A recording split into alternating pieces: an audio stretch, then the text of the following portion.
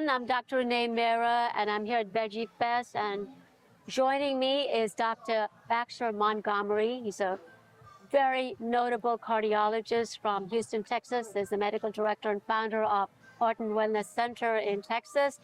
And his book, The Food Prescription for Better Health, is a new, fresh approach from sickness to wellness to optimal health. Thank you so much. It was a very powerful presentation of yours, heart failure, and it was integrative solutions. And when you're talking about integrative solutions from modern medicine, integrating food as medicine, that's what you've done as a therapeutic intervention. And that brings you back to holistic healthcare modalities where we're looking at prevention, not just invasive treatments when it's full blown. And I want to share with all of you that the cardiovascular disease is one of the leading causes of death in the United States and all over. According to Centers for Disease Control and Prevention and the American Heart Association, every 40 seconds there is a heart attack in the United States. 1 out of 5 people who get a heart attack, they'll have a silent heart attack. So it's asymptomatic. That even makes it more complicated to know whether they need medical attention. And 1 out of 4 people in this country will somewhere, sometime have heart failure. These are really staggering, mind-boggling statistics, and I believe $1 out of every $6 in healthcare spending goes for cardiovascular disease. That's right. That itself is an eye-opener. It's like a wake-up call. Let's go into prevention, because the interesting thing, Dr. Montgomery, it is that about 80% of cardiovascular disease is reversible. That's right. That's right. If at least 80%. That's correct. At least 80%. So that brings us back to the point why prevention is so very important for all of us. And I want you to share your narrative, your personal narrative, which is very powerful. Mm-hmm. In your 40s, you had very unhealthy food habits, and you decided to take a 180-degree shift. And you didn't want to take the prescription that you were giving to your patients. You wanted to get well and optimally healthy. That's right. And how did you do that 180-degree shift and the new paradigm that you brought about for yourself and for your patients? Yeah, well, first of all, thanks for having me at this wonderful conference. And to answer your question, there were multiple things that came into play. So I had elevated cholesterol. I was in my mid to late 30s, and I was overweight. At that time, I was in my private practice, very busy. I was taking care of many individuals with heart disease. And I saw that my health started to decline. My blood pressure was sort of borderline, sometimes elevated, etc. So I wanted to improve my health, and as you pointed out, I did want to take prescription medications. I knew the side effects and the like. So my approach was one where I started doing my own research, reading books in the lay press, trying to get some impact in terms of what else is out there. So my research took me to a lot of different theories in terms of supplements and different diets, but I came across plant-based nutrition. And out of the blue, I decided to take a raw vegan chef course on the weekend. Wow. Now, I don't remember exactly what prompted me to do that. I did it. I received lots of resources on some local plant-based experts, if you will. So my introduction to the plant-based diet was to do a 33-day raw juice feast. And there was a local person that coached me on juice feasting. I felt amazing in that 33 days. Now, I've done other nutrition plans, lost weight, but my cholesterol didn't go down. I didn't have the same energetic feeling. When I consumed only raw plant foods for 33 days, I was a new person. And so I started to apply this with my patients. Now, the types of patients I saw were not just the run-of-the-mill people with mild illnesses. These were patients with end-stage heart failure. They've already had the bypass and multiple stents. They had multivessel disease. So I started applying this in that patient population, and in a very short period of time, saw amazing results. That was an eye-opener. I practiced for, at that time, 2 decades, now nearly 3 decades in the world's largest medical center, and I did not see these kind of results. And so when I started to apply this approach in my practice, I saw the power behind nutrition. And after that, as they say, it was history. Amazing and very inspirational. Yes. No. Yes. And coming from an MD, it makes it even people want to see, wow, this can be done. And you're one of the few MDs who's actually integrating so much of food as medicine and putting a different approach to life. And you talked about in your presentation, sometimes the medications we're feeding the poison that's contributing to the disease. That's correct. And if we go into the detox, those green smoothies that you talk about, and just go on that for some time and then go into fresh salads and greens and then add in more steamed vegetables and more plant-based, we do see remarkable, significant changes in the improvement of the heart. That's correct. Right? Yes, nutrition is the foundation of the integrated therapies. We use other things like targeted micronutrient supplementation, the other therapies use, sauna therapy, etc. In very sick patients, the integrated part is important. So we can't just immediately remove their medications, but we wean them. Some we can immediately remove, some we slowly wean. Many of them are very sick. We make adjustments in doses, and it becomes a very tricky approach because some of these patients are so ill that integrated approach is really, really important. Also, starting a detox diet has lots of changes, brings about lots of changes, so we have to balance those changes out. So that many of those individuals have to be closely followed in a center like ours. And we developed this methodology in which we work with these patients to help them turn around. So it's very strict monitoring about how their diet plays with their medication and then wean them away. That's exactly right. Because once you get on a diet, let's say you're on 3 antihypertensive medications, you're on a healthy diet, the blood pressure can drop very suddenly. You have to wean the medications. Exactly. Or if it doesn't come down right away, you may wean it slower. So there's a different approach and everyone's different. Yeah. And so we use that So it's technique. customized. It's customized. There's a broad approach, but it's customized, individualized based on how the patients react to the initial baseline integrative approach. What I liked in your book, you talk about it's the recipes that really are the culprit. It's not the genes. That's right. That's very, right. very interesting. Yeah, We families talk pass. about genes, it's hereditary, I'm gonna get. It's not that, it's the recipes. But the quote is families pass down illnesses more effectively through recipes than through genes. That's amazing. And we have the power within us. The power is within us. That's what I love your tagline that you had. That's right. Defeat heart failure, let the power be with you, and you're using that power within to really defeat and overcome cardiovascular disease. That's exactly right. Now, I'm glad you pointed that out because we try to empower each of our patients. Now, there's 2 sides to every coin, right? Yeah. There's a plus side, there's a not so plus side. And the plus side, you're empowered, but the not so plus side is that you're responsible. So once you're empowered, then you have the responsibility side. The burden is on you, which is important because we want to encourage our patients to stand up and take on the responsibility of their health. We help them out, we support them, but we want them to take on responsibility, not just be a victim of their illnesses and just have to give in to, say, a sick care system that just tells them what to do and when to do it. Now, we're talking about congenital heart disease or congenital heart disorders. How much can we improve and reverse them through your food as medicine? So congenital heart disease obviously starts, at baseline. It has a lot to do with perhaps what the mother is eating during in utero. However, frequently congenital heart disorders are treated surgically, mechanically, but over the years, adults who have congenital heart disease have the same acquired illnesses that adults who don't have a congenital heart disease. So the fact you have a congenital disease doesn't mean you don't have other things that can be optimized with optimal lifestyle. So the same thing applies to someone with congenital heart disease because the acquired illnesses can worsen the congenital condition over time. Right. So we apply that same foundation even with people with a history of congenital heart disease. You're talking about epigenetics right here. Yes. Yeah. That's exactly interesting. right. And you also talk about infrared therapy, ozone therapy, that's my favorite. And how much do you, because ozone therapy and infrared therapy has become like the trending. Yeah, so we use the therapeutic. We have lots of great results. Our patients with hypertension, with coronary disease, inflammation, peripheral vascular disease, neuropathies. They do with ozone therapy. They do well with infrared therapy. It's integrated with the nutrition. Yeah. They come to our center. We have treatment plans on a schedule. They get certain infusion therapies. If they have kidney disease, there are certain type of infusion therapies for that. Heart disease with kidney disease, other infusion therapies with nutrition.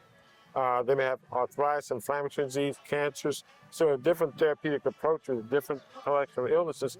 And all we're doing is, in a collective manner, in a synergistic manner, enhancing the body's ability to heal itself. So we look at micronutrient deficiencies. Yeah. So we do things to support the body get back into biochemical and physiological balance, help correct the microbiome. And once the body's in that balance, it starts to do its own magic. Microbiome is so very important. Yes, Very, that's very correct. important. The micro deficiency you talk about sometimes could be also vitamin D. Vitamin D is the most important one. Calcium could be another one. B12. Magnesium, minerals Magnesium. also, yes. So you have a test, a blood test for patients to figure out where they're micro deficient and in which nutrients. Yeah, so there's certain tests we look at intracellular deficiencies because the standard what blood test is that? It's a company called Cell Science Okay. that we use. There are other companies that do similar things. We use that company. It's just simple 2 tubes of blood. We send it out. And they look at white blood cells and nutritional deficiencies. They also look at antioxidants that's most helpful for these cells. So they put the cells under oxidative stress and see which antioxidants protect these cells the most. So if somebody goes to their primary physician, they can order those tests for themselves? If the physician knows about it, yes, that's correct. Well, you also came out with this video series, Heart and Soul of a Champion. Yes, yes. Let's thank you talk for about mentioning. that. Heart and Soul of a Champion. So we, years ago, we started to look at our approach. We used to have this nutritional boot camp class where we Yeah. take clients through a 4-week detox. And I've done it with some retired NFL players a number of years ago, and we documented had great results.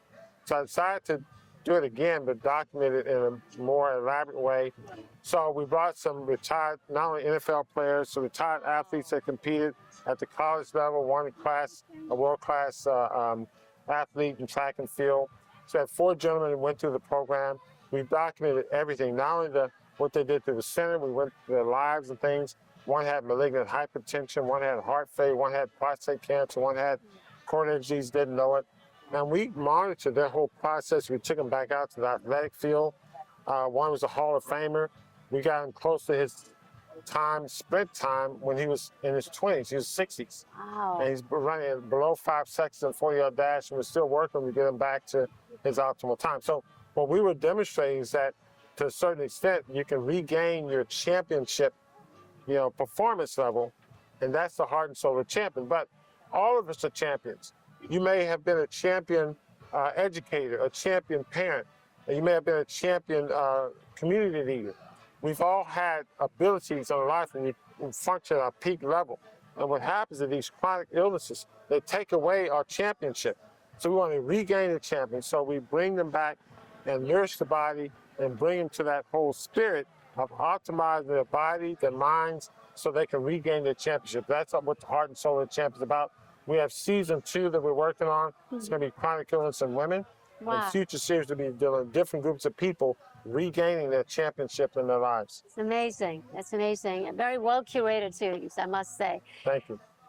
Now, somebody wants to go for annual checkups or stress tests. Are they important for people, not even with having high risk, but just maintaining a healthy heart? That's a great question. The reason is because the answer is yes. They can find us at montgomeryheart.com. Okay. Our phone number and address is there. But oftentimes people, they go through their lives, they don't have a diagnosis. Yes. But we live in an environment that's very toxic, very poisonous. And all of us are exposed to a toxic and poison environment. So heart disease starts at a very early age. They've done studies. One, they've found coronary disease or atherosclerosis or plaque in the arteries in babies in utero. That's how early you can find it.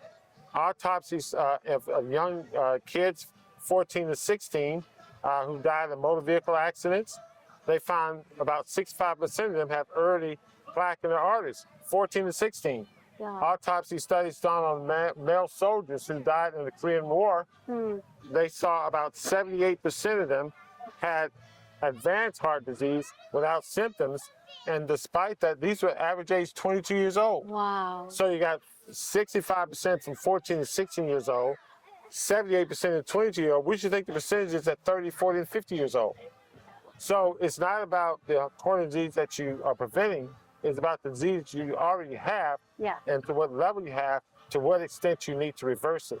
So someone should come and be evaluated, get your stress test, micronutrient test, Yeah. look at your nutritional lifestyle, your overall lifestyle, and start to correct it before the EKG becomes abnormal, before the imaging study becomes abnormal, before the heart cath becomes abnormal. That's where you need to start. Yeah. Your heart does not feel, but thinks as well. So That's correct. Also on our website and our YouTube channel, we have a Heart Strong questionnaire. People can go ahead and fill out the questionnaire. Sometimes people have mild symptoms, like the early signs. So you go to MontgomeryHeart.com, or you go to us on YouTube channel, Montgomery Heart on YouTube, and they can, any one of our videos have that Heart Strong questionnaire. They can complete that. That also gives you some early information. it's just as well. MontgomeryHeart.com. Yes, MontgomeryHeart.com is a website. Go to the YouTube channel, and you can go to any of the video, have it in the description. Now, when you look at the healthcare landscape at this point of time in our country, we're pharma-driven. We are, pill-swallowing culture people. We say, Doc, just give me pills and I'll be okay. I don't want to change my diet. I don't want to do physical activity. I'm happy the way I am. And then we hit big time with the diseases of, it could be obesity, it could be cancer, it could be cardiovascular disease, diabetes. These are all non-communicable diseases that we're going with at this point of time. How would you like to change this landscape, especially when we're looking at minorities, communities of color, people from low-income neighborhoods? Their socioeconomic determinants really make a big influence in the way they are leading their life. How do we change that so that we have health equity and there are not so many disparities that we see in our country? Sure. We see patients at every different socioeconomic level. I start here. It's a mindset. If you are impoverished of the mind, I don't care what's in your bank account, whatever else, that's where it starts. So you have to start here and say, okay, look, I'm at risk or I have a health condition. By some means or whatever means necessary, I'm going to get this under control. Okay? That's where it starts. Self-determination is going to be the critical thing. So we try to empower each and every one of our patients to know that, look, by whatever means, we're going to get this done. Once the mindset is there, then the rest becomes methodology, technique, etc. Okay? I don't care if you have we have people with all sorts of monetary, physical resources. They don't have it here, it doesn't work. So it's the equity starts here. The equity of the mindset, empowerment of the mindset. So starting there, you then say, okay, what are the natural approaches? I need to figure out how to heal my body. The first step in proper nutrition starts with what? What you don't eat. It costs you nothing to not eat something that's harmful to your body. So the first step in the optimal nutrition costs you nothing. You go to a steakhouse and say, I don't eat steak. The bill is free. That's true. So the point is then you say, okay, can I afford healthy vegetables? Can I afford this? Can I afford that? Start with the best you can get. Fresh, frozen, etc. Go to the supermarket, get frozen vegetables, steam them. Don't put, learn how to do healthy, fresh vegetables with a steam. Yeah. I've had patients say, I'm on limited income. I say, okay, but tell me, what's your budget for the week for produce? Yeah. Oh, it's $10. All right, great. I'll write a prescription. You have heart disease, you need fruits and vegetables. Go to 5 supermarkets around. Yeah. Meet the produce manager. Say, look, I'm having bad heart disease. My cardiologist wrote this prescription. I need you to help save my life. Now, they told me they have a $10 budget. I say, you tell the produce manager you have a $5 budget. Wow. Can you make a deal? Give me produce for $5 with farmer's market, whatever. Someone's going to take it and work with you. You start there. You negotiate. If you don't have the resource, you become resourceful. Once you have that success, the next step becomes that. Because once you start feeling better, you become your first investment. Yeah. Then you start to perform and do better things. So we start with empowerment from the mindset. Yes, there's a lot that I can talk to you about society. Affordable care, accessible, Affordable care. only health care. That's a bureaucratic process. Yes. I'm sitting in front of a patient. That patient is sick right now.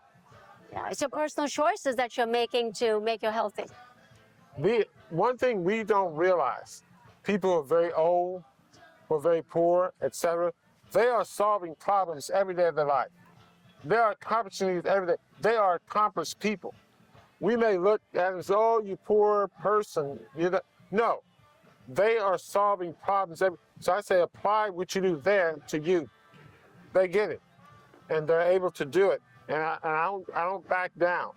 So you don't have good income? I need you to be successful. All the other people have poor income, they can be successful. Oh, you're too old? Great, you need to be successful. All the other people are too old, they're successful. And we have found success with that. Yeah. And you have a restaurant too, right? At the center. Restaurant on site.